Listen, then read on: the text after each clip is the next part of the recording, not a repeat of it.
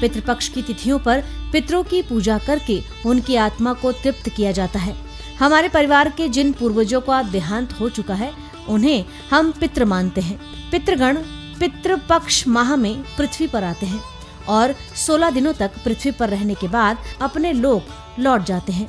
लेकिन कई लोगों के मन में प्रश्न आता है कि पितृपक्ष में किस जानवर को भोजन कराना चाहिए, और अगर किसी को अपने पूर्वजों की मृत्यु की तिथि याद नहीं है तो वो कब और किस तिथि को तर्पण करे कि उनके पितृ उनसे प्रसन्न हो सके।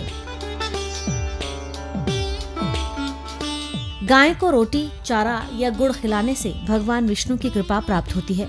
गाय को भोजन कराने से हमारे पितरों की आत्मा को शांति प्राप्त होती है। पितरों के भोजन का एक हिस्सा कुत्तों को खिलाया जाए तो पितृ प्रसन्न होते हैं, साथ ही परिवार में सुख समृद्धि का वास होता है। चींटियों को खोपरा और शक्कर मिलाकर खिलाने से पितृ प्रसन्न होते हैं। कौवा पितरों का प्रतीक माना जाता है।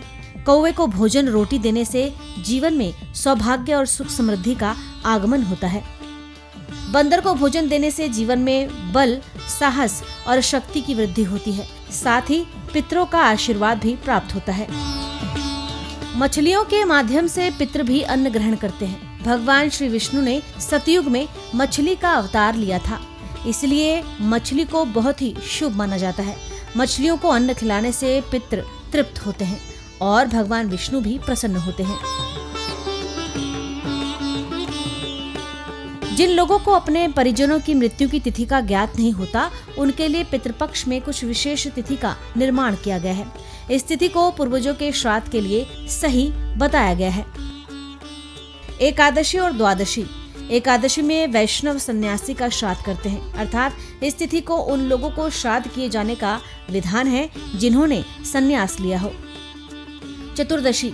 इस तिथि में शास्त्रों के अनुसार आत्महत्या, विष और दुर्घटना यानी जिनकी अकाल मृत्यु हुई हो उनका श्राद्ध किया जाता है, जबकि बच्चों का श्राद्ध कृष्ण पक्ष की त्रयोदशी तिथि को करने के लिए कहा गया है।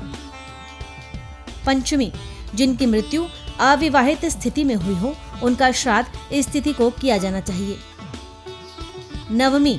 सौभाग्यवती यानी पति के रहते ही जिनकी मृत्यु हो गई हो उन स्त्रियों का श्राद्ध नवमी को किया जाता है।